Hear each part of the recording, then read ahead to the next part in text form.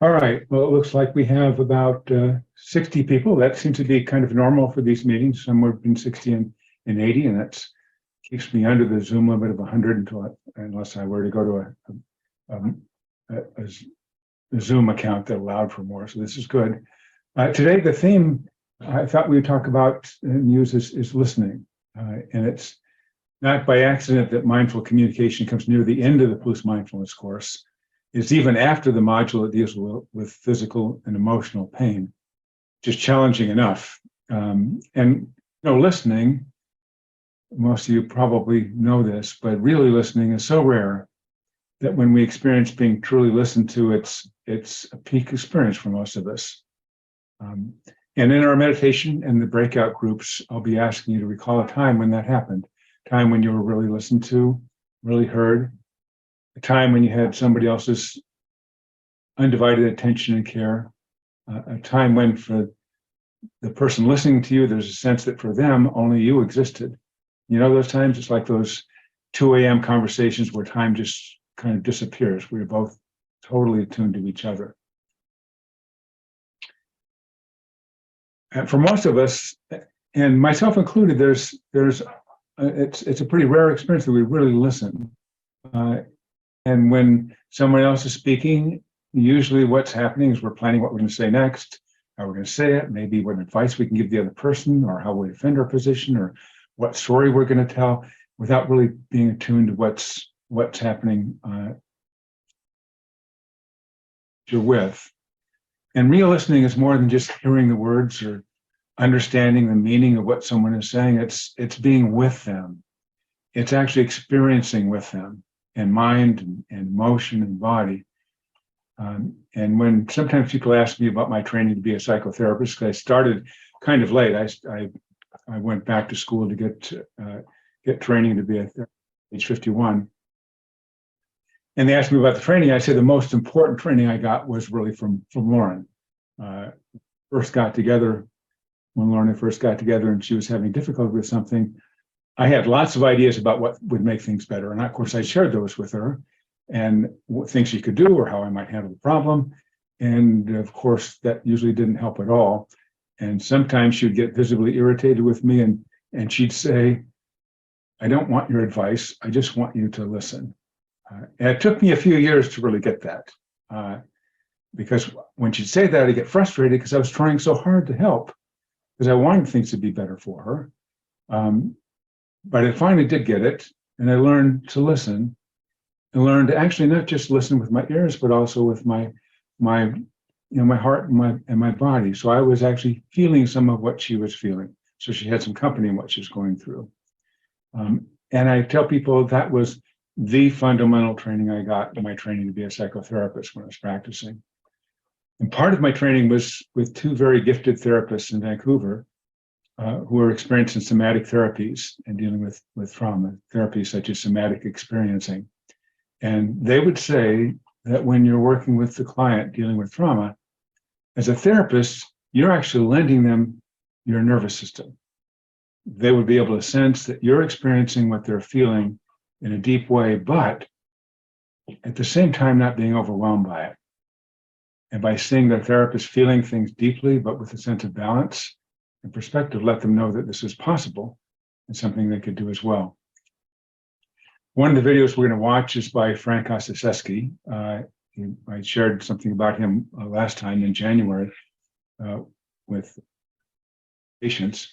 And here he's talking about sharing this very thing about having empathy, but not being overwhelmed by this sense of connection, and about talking to a young nurse about this who's running the risk of compassion fatigue. It's a short video, it's only 3 minutes, but very powerful. And if you've taken the course recently, you've seen it because I added it to the course only a year or two ago. And the other video is also about empathy, narrated by Brene Brown, whose TED Talk is about vulnerability, a different one. It went viral 10 years ago. I looked today, and it's got almost 80 million views, including both the YouTube and the TED platforms. And both of these videos together, a short excerpt from talks, but with some animation, and they last together about 5 minutes. So let me see if I can get this set up. Should be it. Here we go. We really underestimate the power of human presence and how that human presence can be expressed through listening. We really underestimate this. And I think also not just the value that it has for the person who's being listened to, but also how it brings us into contact. Good listening brings us into contact with ourselves and with this moment. You know, when I work with young nurses who are sometimes overwhelmed by the situations that they meet, the demands of the system or the difficulties of working with a particular patient. I think of one young nurse, for example, who would stay with a particular patient, and when she would leave the patient, she would come home and she would just reflect and reverberate, really. She was like a reverberating chamber, you know, rolling around the suffering of this experience of this particular patient. And she came back into work the next day and she told her supervisor, and her supervisor said, "You need better boundaries." And what the young nurse understood that to mean is that she should withdraw more from this patient who she really cared for and really loved. And so that's what she did. She gradually withdrew, and when the woman died, she felt tremendously guilty. If we had taught that young nurse to just listen differently, she would have been able to stay present with the suffering and also stay balanced in herself. One of the models that we use in listening is to teach people how to listen from their heads, their hearts, and their bodies. When we listen from the head, we listen for content, we listen for the story, and we cultivate our wisdom and clarity and discernment. When we listen from the heart, we listen for the emotional flavor, and we cultivate our altruism and compassion and love. And when we listen from the body, we cultivate our intuition and also our presence.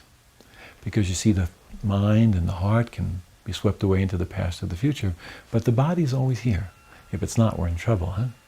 So when we teach young nurses how to really sense their body, how to really feel the sensations of their body, that gives them a much greater access to their emotional life and a much greater access to the clarity of their mind. So that three-center check-in, we call it, head, heart, and body. If we could teach nurses to learn to listen from those different centers, they would have a more complete kind of listening, they would be able to stay more balanced in their own selves, and it would be much more available to the people that they serve.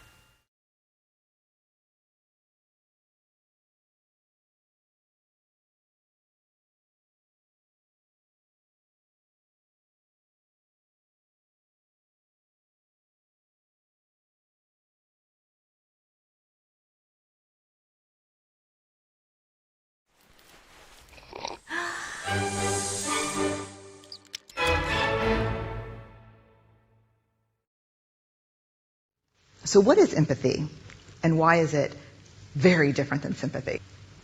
Empathy fuels connection. Sympathy drives disconnection.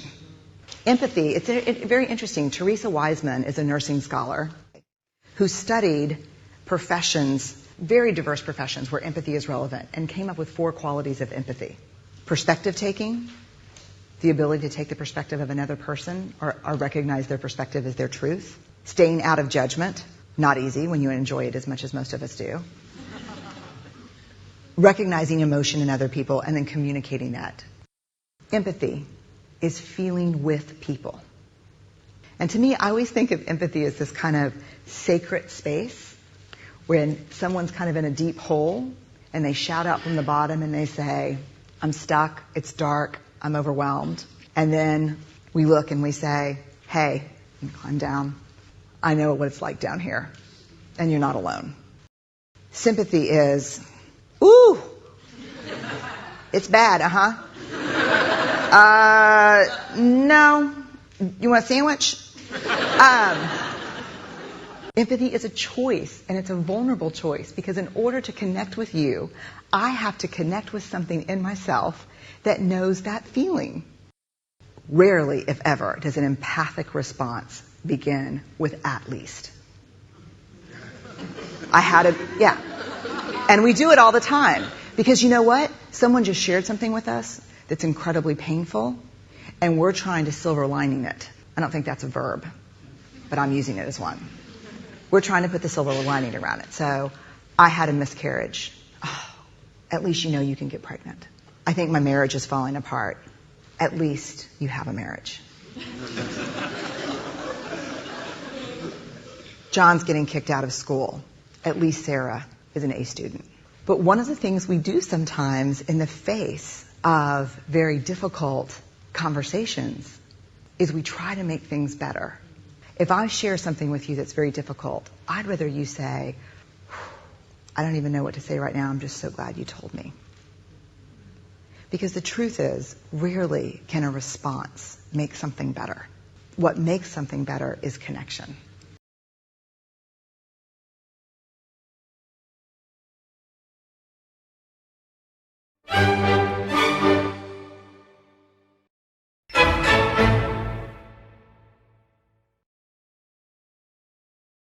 And for those of you who haven't been to one of these meetings before, the first 10 or 15 minutes, what we've just done is a short introduction about the topic and usually a video or two, a short one.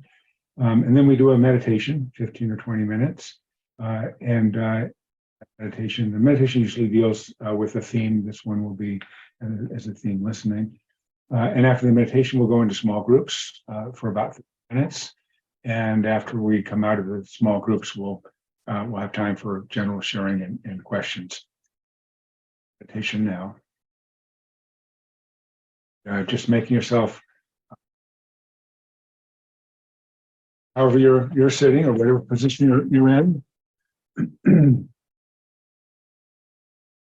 just checking with body and mind and heart.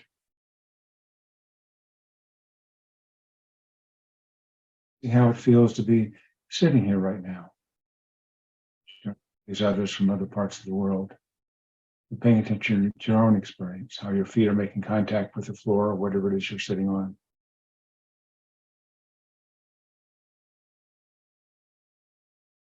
Weight of your body in the chair or your cushion, the couch.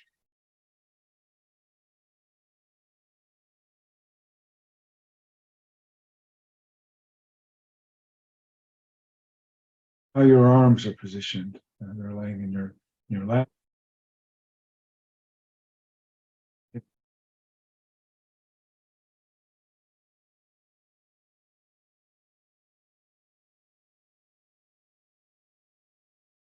Already paying attention to breath. Just wherever it's most vivid for you. It might be in your chest or in your throat or through your nostrils, movement of air.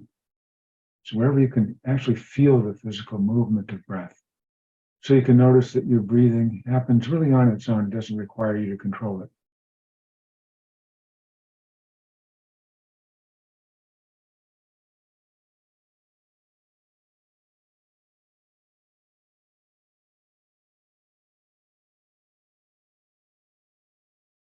You sit here, you're familiar with this kind of meditation by now, I'm sure.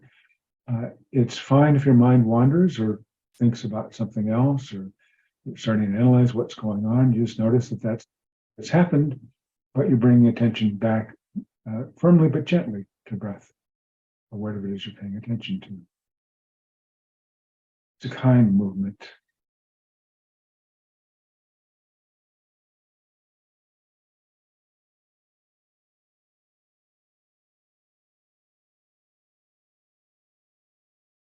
Each time you come back is a time of awakening.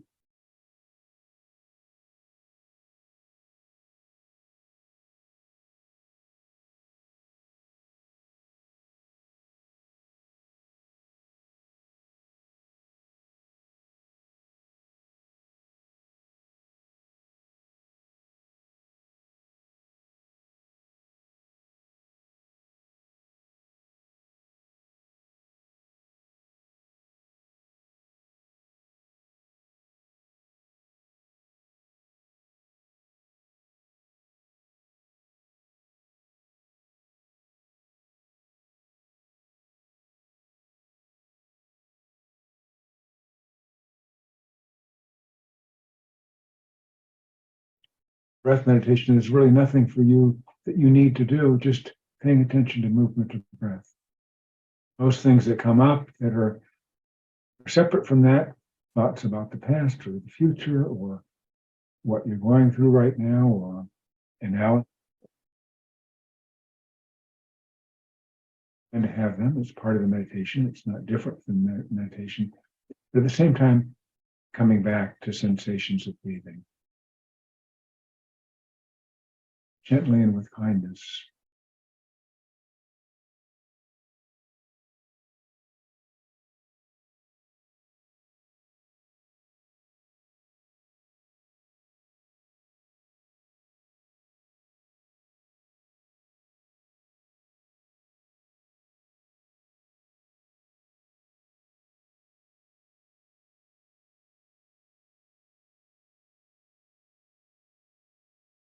As you sit there, you might recall a time when you were really listened to. A time when someone truly got you without judgment.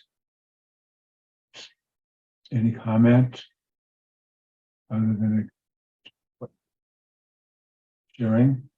This could be a friend or a partner or a spouse or parent or co-worker, but a specific time when someone really listened to you. It could be something recent or something in the past that really moved you.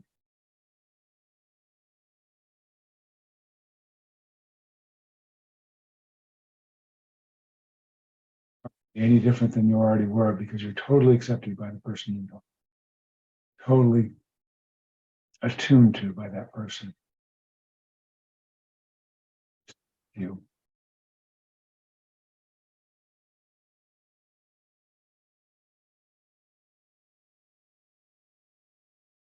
Particular time comes up, remembering where that was. We were with, or maybe there were more than one other person that was there at the same time. Group, not just by an individual.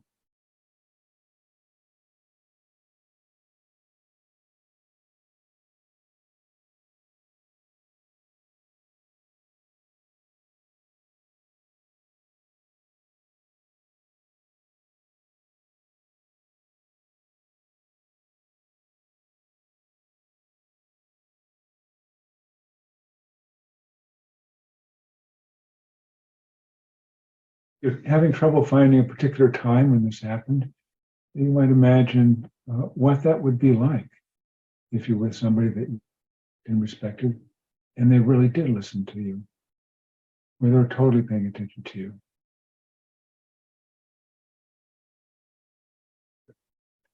Settle in on one particular time that happened. You've had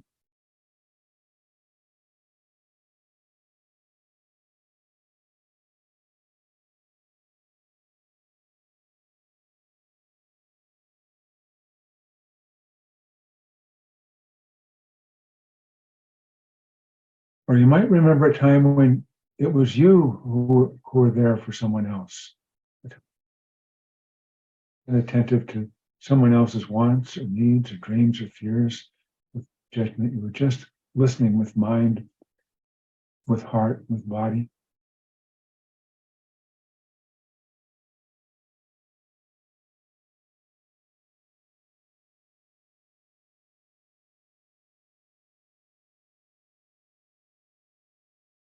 You know from how they're responding and how you're feeling with them that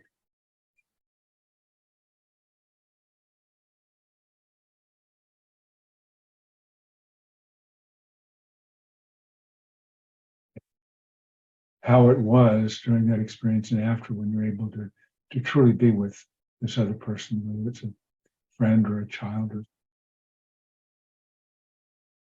coworker.